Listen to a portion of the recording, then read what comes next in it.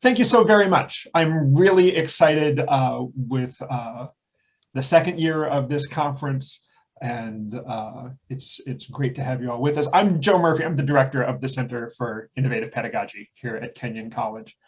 I do want to find a tab is what I want to do.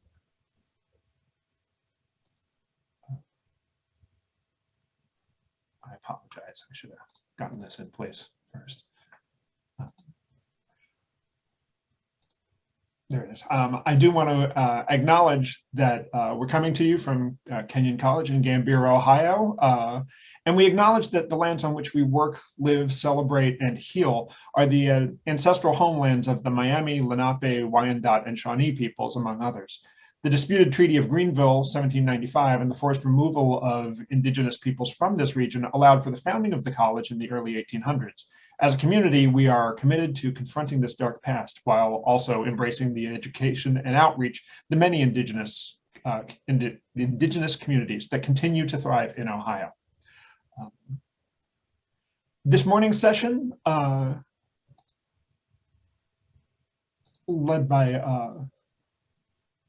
by Heather Peterson, is Help Yourself, Help Others, Updating Your Self-Care Toolbox. Heather is the sales floor manager in our bookstore. She's a member of Kenyon's LGBTQ+ advisory committee, a campus mediator at Kenyon, as well as many community ties. And I will turn it over to Heather for today's workshop. Thanks again so much to everyone for joining us today. I'm going to go ahead and hit share screen. This is my first Zoom presentation. I've done a couple of in-person conferences recently, so let's give this a go here.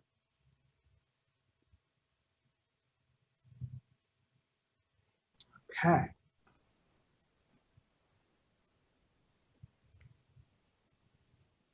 Here we go.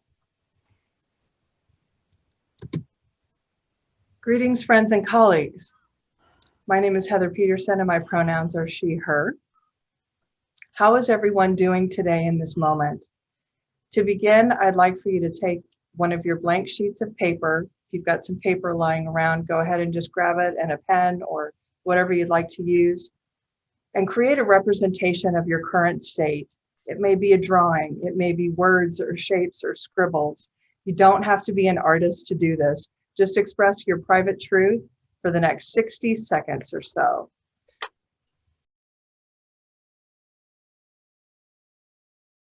If your present moment expression looks a little chaotic, you are not alone. It's so easy to brush aside our experiences of the last few years to appear strong.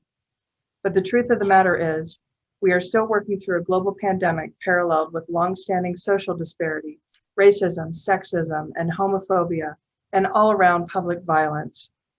Big news happens fast these days, and we feel we must constantly check into our news networks and social media pages for FOMO, fear of missing out. We have constant access to doom scrolling, always dialed in. It's so easy to get caught up in the weight of the world. My own pandemic story began March 9th, 2020. I casually inquired about my heart condition and COVID during a routine appointment with my doctor's office, which had already gone to Zoom at that point. I was told to leave the bookstore for the next 3 weeks. I was shocked. At the same time, my emotionally distant boyfriend ghosted me. The pandemic and 100 miles between us made that easy for him and left me heartbroken. Then 2 ER visits that summer with a pulse of 130 beats per minute. Then my older high-risk parents caught the virus at the same time. They are okay, by the way.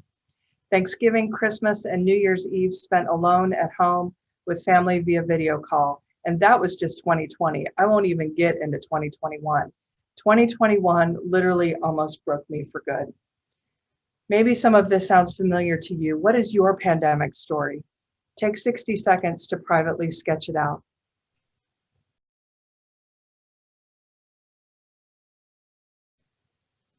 In general, higher education has been particularly challenged during this time.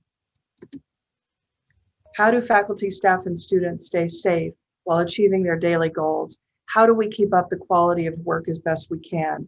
How do we stay flexible with the constant shifts? How do we find ways for cohesion in the midst of distance? These are all questions we've had to ask ourselves and then find quick answers in real time with students and parents all over the world asking us their own questions based on their own vantage points. Sometimes they intersect, sometimes they do not in the slightest. It's easy to feel that we've been the only ones going through this difficulty here at Kenyon, but everyone in the higher education field and education field in general is feeling the push-pull. Remember that, always remember that. It's not just you. At the same time, we've had some specific experiences as Kenyon. I think of this last year, school year in particular, and situations we faced as a campus. For those of you who belong to other campus communities, I'm sure you can relate. I always go back to this truth. Our students are learning to become adults right in front of us, away from home for the first time, making decisions on their own, keeping up with the rigorous academicness that is Kenyon. Their 4 years with us can be clunky and awkward and difficult. It's also one of the most pivotal blocks of time in their lives. In light of all of these things, it is vital for us to speak up, mentor, and guide our students from a place of truth. We can show up as our best selves for them when we feel cohesion in our workspaces together. In turn, we feel that workspace cohesion when we feel whole ourselves. See the ripple effect there? When we are exhausted, we may say things in a way that does not reflect the truth of our good intentions. We react in a moment due to stress. When we are exhausted, we feel a disconnect from our work and the people around us. This can lead to decreased productivity and a sense of hopelessness. If any of this sounds familiar, again, you are not alone. In this moment, I have a mentally ill parent recovering from an acute psychotic episode. A few weeks ago, I had to go to urgent care and was told I have acid reflux disease. Stress has played a major part in the severity of this condition. I'm presenting this workshop today while experiencing challenging situations of my own, and I'm sharing that in this safe space with all of you for this reason. It's okay to admit you're exhausted. It's okay to be real about the difficulty the last few years have brought us. It's why I'm here with you now. This is a safe space, people. Let's be respectful and truthful together. What is shared here should stay here. The group sessions are a place to grow without judgment. And if you are normally quiet in group settings, I urge you to get out of your comfort zone. The realness we can find in this safe space can carry far beyond these couple of hours. We can create new pathways for growth and not just for ourselves. We can create that cohesion with our colleagues, synchronicity with our students. I literally created the premise and pieces of this workshop in one of my mixed media sketchbooks. When we look at life through the lens of creativity, the options are wide open. You may be familiar with meditation chimes. They're a great tool you can use to clear your mind and be present. When preparing for today, I thought about getting one. Then a eureka moment occurred to me. I went upstairs to my studio and grabbed my vintage Fisher-Price xylophone.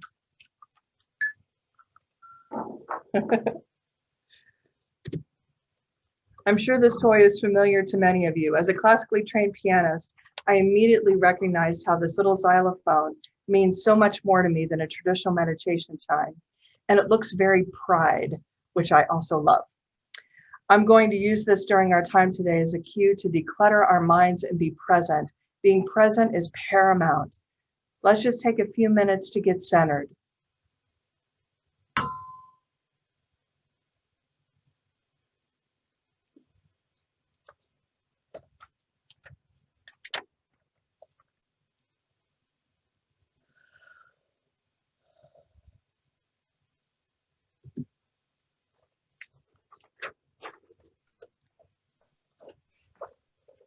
Physical self-care. It's interesting how we tend to beat ourselves up physically in times of stress. We eat empty junk food that hurts our bodies and does nothing to sustain us. We consume alcohol as an escape instead of the occasional delicious treat. We deprive ourselves of sleep by distracting ourselves with all of our gadgets. We spread ourselves too thin with activities and commitments that deplete us. These are just a few examples. The majority of us do these things here and there, but it takes a great toll on us if here and there becomes all the time. Sometimes it can become a cycle, a destructive habit we somehow find a strange comfort in. And while we are in that cycle, our self-esteem suffers. We ask ourselves why we engage in these behaviors, then feel defeated and deflated.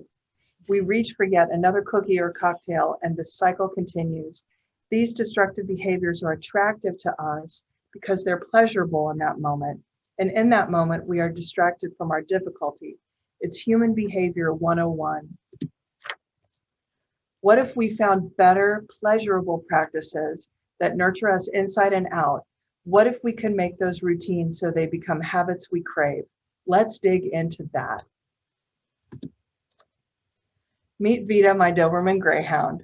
She moved in with me last fall and has brought much needed life back to my soul.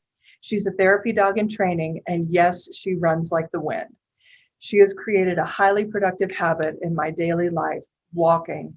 Each morning we wake up and we're out walking less than 10 minutes later. A few days ago, we began our morning walk at 6:45 a.m. The rain had fallen through the night and the flowers were heavy with beautiful fragrance. Everything was so fresh.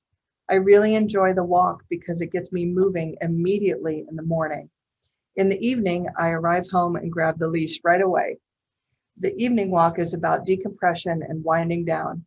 Sometimes I share a sentence or two about my day with Vita, but most of the time I'm quiet and present with her, sharing our energy. Side note, dogs mirror your emotions. Whatever you are feeling in your present moment, your dog senses it and may follow up with a noticeable reaction. But you don't have to have a dog to benefit from daily walks. Walking relieves stress and is so good for your body.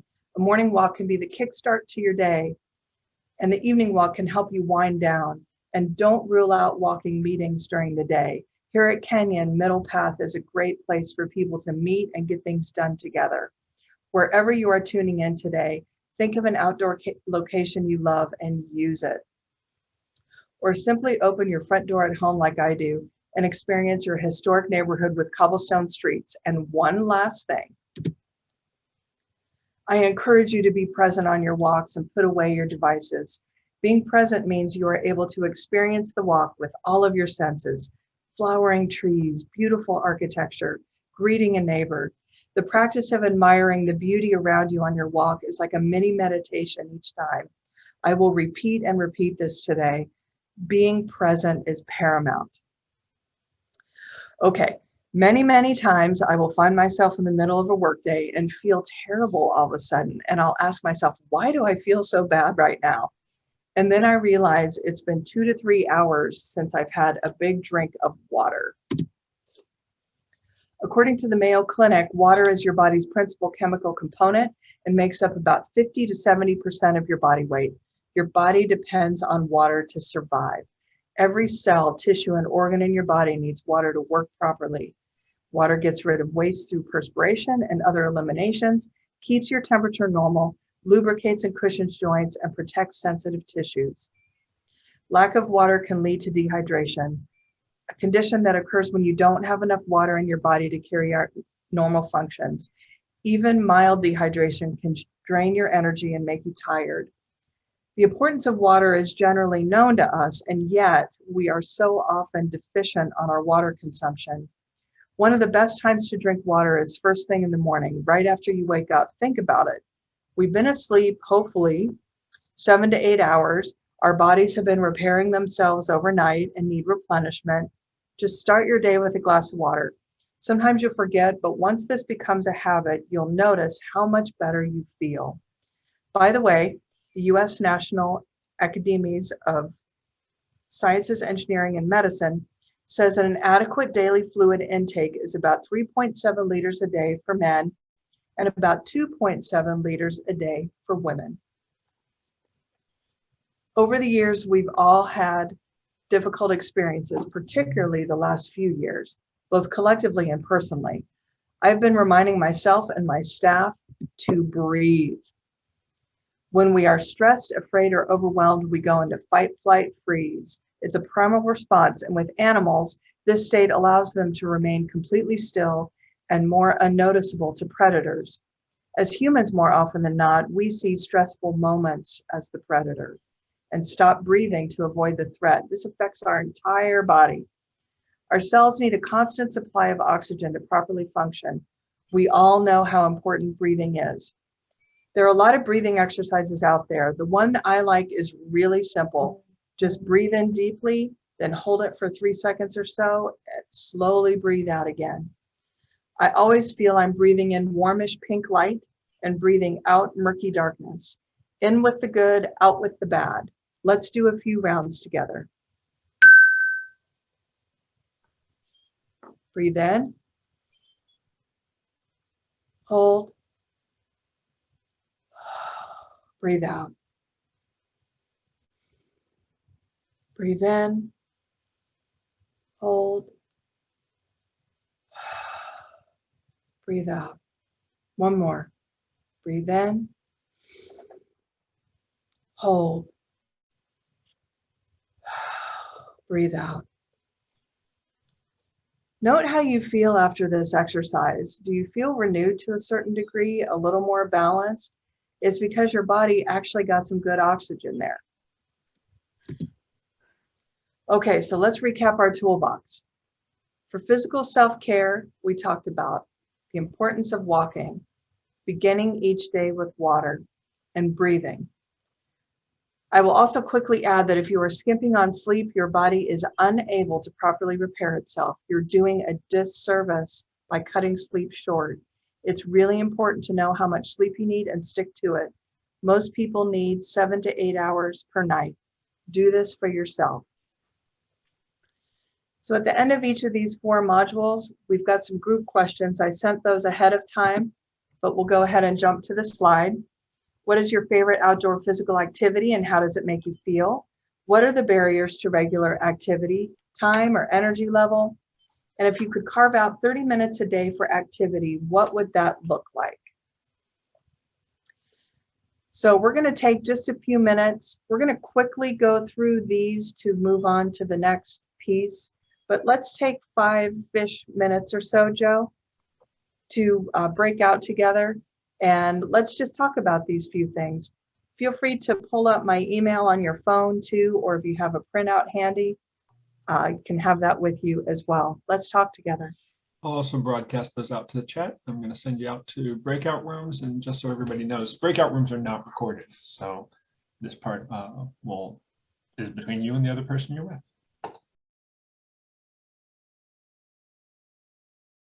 Okay.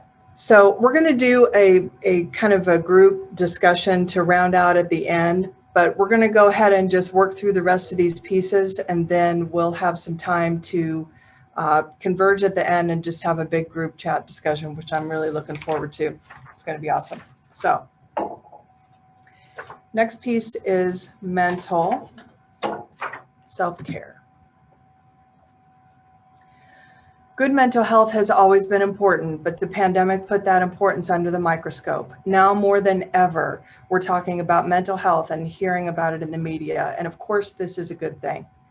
I particularly like looking at positive mental health through a creative lens. I have 3/4 of a psych degree and planned to become an art therapist in the 90s. Life took a turn that required me to rechart my course, but I still embrace the psychology of creativity on a regular basis. Some days we may feel pulled in many directions. We feel scattered and our minds are like a buzzing beehive. I'm an empath and feel a strong sense of renewal in nature. Whether you identify as an empath or not, the next exercise will ground you and refresh your mind. It's something you will practice later on today when you step outside. But for now, close your eyes and follow along.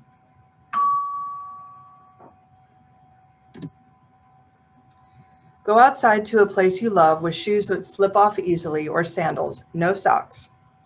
Once you get there, find the place you'd like to stand and take your shoes off. Notice the way the grass feels cool between your toes. Is it daytime or evening?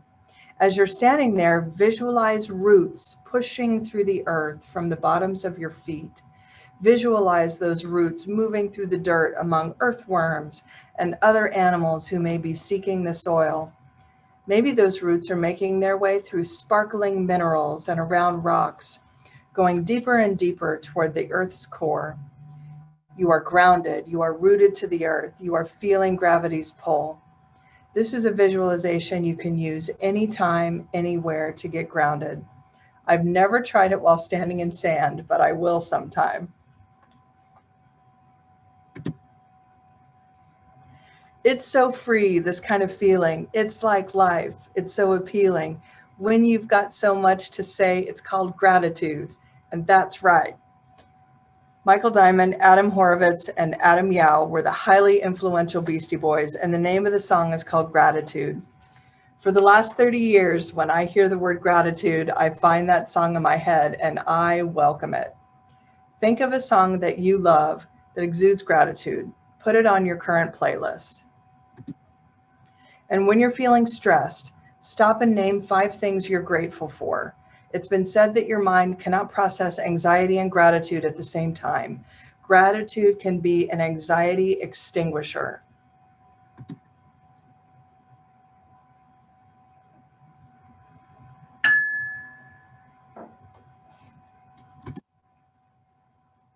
When you hear the word meditation, you may have some assumptions about what it is exactly. The truth is this: meditation is the practice of quieting the mind and being present. Yes, it can involve chanting. Yes, it can involve the use of stones. Yes, you can have a focal object as a concentration point. However, the most important component of meditation is a quiet and present mind. Additionally, it involves giving yourself some grace.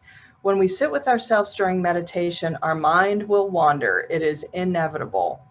Don't beat yourself up over it. The key to successful meditation is recognizing that wandering and simply bringing yourself back to quiet and present. You may do this multiple times and it is okay. Sometime today, find a quiet place to sit and close your eyes. Focus on your breathing and just be. Again, when your mind wanders, just gently bring it back. And if your mind wanders a lot like mine does, you might look at using a meditation app. Meditation apps provide guided meditations and a lot more. Some of them are free, but you'll find that a subscription gives you a more robust platform and options. Headspace and Calm are both very popular. I use Headspace every evening before bed, and it has made such a difference in my life over the last 6 to 8 months. The founder and main voice of Headspace is Andy Puddicombe, a former Buddhist monk who created the app in an effort to make meditation easier and accessible. This is not a paid advertisement by any means. I just love the app and highly recommend it. Another big part of self-care is allowing yourself to dream. 3 years ago, I wrote, "What is my dream?" in my 18 by 24 sketch pad, and I laid it all out in there. I believe the pieces are slowly coming true because I'm visualizing it and setting the intention. Sometimes we hold ourselves back from dreaming about what we want. It may seem far-fetched and may seem impossible for whatever reason. My man, William Burroughs, once said, "Your mind will answer most questions if you learn to relax and wait for the answer." When we feel agitated and negative about what we want in life, we create a contradiction and a roadblock to those dreams. We just spoke about meditation, and that practice creates an avenue for the mind to relax for the answers to come. I cannot begin to tell you how much the trajectory of my life has changed since last fall, just because I got out of my own way. Dream your dreams. The possibilities of life really are limitless if you open your eyes to them. Okay, so let's dig a little further here. Sometimes we feel negative about our dreams because of our past experiences, traumatic events, heartbreak and loss. These points of difficulty are part of everyone's timeline. Everyone has life stories that are devastating, but those stories don't have to define us. Think about someone you need to forgive, someone who has wronged you in some way. Take a moment to write down the name of that person. Just write it down. Do you feel you can have a conversation with that person? If so, think about how it would go. When we take some time to rehearse a difficult conversation, we can anticipate the possibilities and feel more prepared. If you feel talking it through is not an option, write them a letter and go through all the twists and turns of the situation. From there, send it or print and burn it. If you sent it and don't hear from them after a certain period of time, burn it. If you decide to burn it outright, you are also creating your own closure. Don't allow your past to weigh down your present. Seek help, find a therapist. I've had traumas in my life that would shock you. I have healed, and so can you. So practice that root exercise tonight. We're going to always think about gratitude. We're going to think about ways we can meditate through the day. We're going to forgive and let go and get rid of that weight in our minds. And we are going to dream. So our group questions for this piece: will you practice the foot rooting exercise? Where and why? How can you incorporate meditation into your day? And did you think of someone to forgive? Share appropriately about that process. If you do not feel comfortable about sharing that at all, that is absolutely fine and you can pass.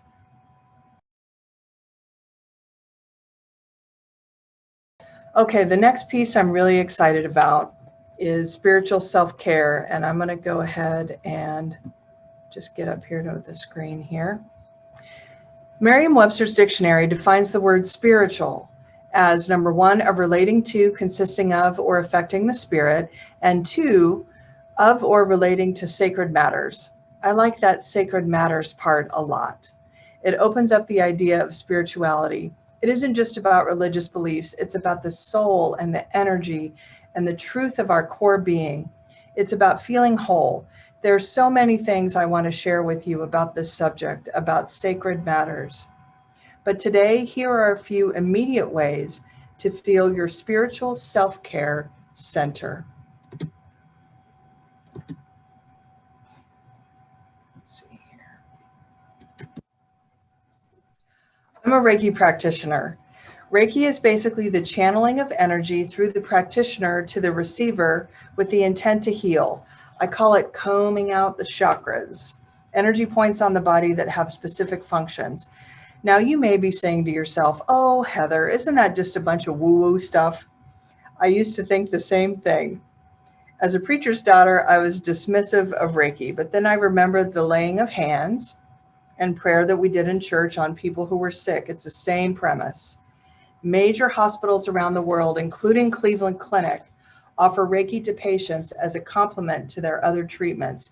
It is real, people.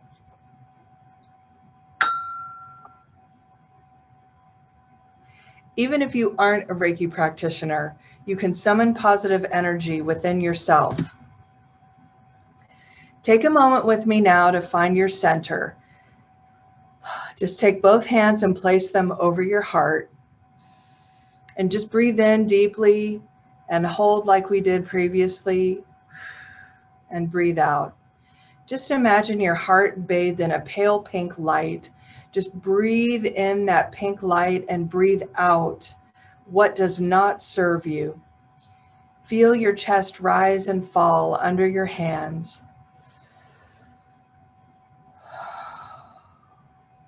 You can call this your heart center, your heart chakra. It is both of these things. When you feel yourself spinning out of control, just find your center. Another part of finding your center is creating what you love. Are you a musician that never plays? A painter that never paints? Carve out that time for yourself, even if it's just 15 minutes a day to begin. Maybe you enjoy cooking or woodworking, bird watching or gardening. One of the highest forms of self-care is creativity, and it doesn't always have to include traditional art materials. Tote around your heroes. My personal example, I carry a well-loved copy of Allen Ginsberg's Howl with me wherever I go. It's in my bag, along with a couple of other small books. Ginsberg is a personal hero of mine, and I pull it out when I'm in a waiting room or somewhere where I have some extra time. It's small and easy to have with me. Who are your heroes? What inspires you? Find some small books and carry them with you. The three in my bag are Howl, a book on the chakras, and another about Reiki. I know a place where books are really available. Kenyon College Bookstore. Tote around your heroes also applies to music. Keep the tunes you love close at hand. And if you aren't journaling, you should. I have not been so good about it as of late, but I'm working to get back to it. When we can get our mind clutter out on paper, it has a place to go. And in between that mind clutter are moments of true clarity, creativity, and consciousness. Find a way to really have a private journal in a locked drawer or another safe space. Your journal should be your absolute truth always, never censored. I think I know where you can pick up great journals as well. If you hadn't noticed, there is some crossover between mental and spiritual self-care. So we spoke about meditation for mental health, but obviously the practice of meditation is highly spiritual as well. Repeating a mantra can be a great addition to your meditations. A mantra is simply a word repeated. One syllable works best, two at the most. You may be familiar with Om. The Om mantra is said to be the highest sacred symbol in Hinduism, a word that creates positive, powerful vibrations. Find your own word and use it often. Our spirituality at its core is heightened when we understand ourselves and ask the deeper questions. In your journal, ask yourself questions that prompt growth and awareness. You look in the physical mirror every day, but what about the mirror of your soul? Do you really know who you are? Dig deep for those answers and you will bloom. There are so many people walking around in this world who are numb to the disconnect inside of them. When we water our soul garden, we feel nurtured and whole. I encourage you to get to know yourself in unfamiliar ways. Find something new to be passionate about. Rethink relationships that feel unhealthy. Travel, even if it's by yourself. I went to California alone last year and it was an amazing trip to the ocean. I got to know myself in an entirely new context on that trip and it was awesome. Get out of your comfort zone to grow your spiritual core. So here are our spiritual self-care pieces. Find your heart center when you're stressed. Tote around your heroes. Journaling. Find your mantra and water your soul garden. So here we are at our group questions. What can you do each day to water your own soul garden? What are some of your favorite literary and music pieces? How will you carry them with you? And what have you always wanted to do but haven't yet? Okay, this is the last piece. And this is social self-care. Now, you may be asking yourself, what do social aspects have to do with self-care? Our social lives and self-care intersect every day. Sometimes it is positive. An example would be meeting a friend for coffee and good conversation. Sometimes it is negative. An example would be a toxic person in your life cornering you with their complaining and guilting you into listening to them for a long time. You'll notice the positive example here is nurturing, while the negative is depleting and crosses a boundary. Good self-care means having good boundaries. I mentioned that I have a background in psychology. During my coursework, Carl Rogers always stood out. His book on becoming a person changed my whole way of thinking about workplace relationships. In this book, my man Carl spoke about client-centered therapy. When a warm business relationship is established between the client and the therapist, both parties benefit and the outcome of therapy is maximized.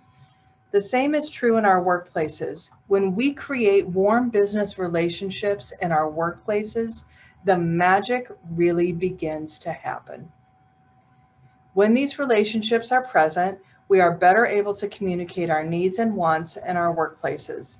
I think there's a tendency to see our workplaces as these sterile environments where warmth can't or shouldn't be present. And I always ask the question, why? Humans are not robots. We don't lose our human element when we arrive at the office. We're human beings together. So, what happens when warm business relationships and boundaries intersect? How do we act and react when our boundaries are challenged in the office? The best way to prepare for those challenges is to practice them. When we do so, we create our language that allows us to communicate without as much anxiety. Sometimes we should decline an opportunity to keep our self-care intact. Can we do that in a constructive, respectful manner? Yes. Okay, so here are a couple of scenarios that we will use as a framework. There are no wrong answers here. These are just opportunities to explore constructive communication. So let's get going. I know this is kind of wordy, but I'll read it to us as well. Social scenario number 1. You have been asked to participate in a campus committee. The committee isn't directly part of your department, but your involvement would help build relations with the other department, an area that your area has had some challenges with. Additionally, the committee meets weekly on an evening you have blocked out for much needed personal creative time. Your boss says it's your decision and is fine with whatever you choose. How do you respond?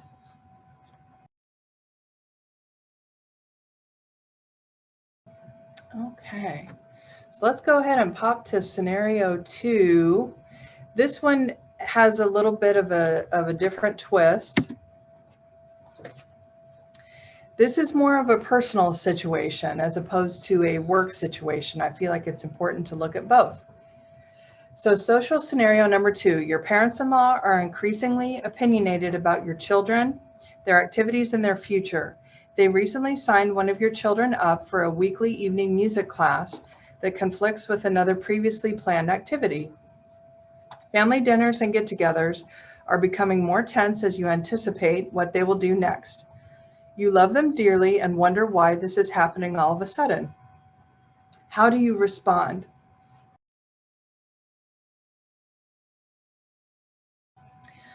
So to go back to our toolbox for social self-care, we talked about good boundaries. And I also feel that speaking your truth appropriately is just so important, and practicing ways that we can do that in a respectful manner is just really important. And then I think it's important to show empathy too. That wouldn't seem like a self-care thing, but when we extend empathy to others, there's something inside of us that makes us feel warm. And I like that thought as well. So we may just leave it here on the toolbox just for a moment and just open it up to just chat for a little bit before we close today. It's 11:40, so we've got a little bit of time.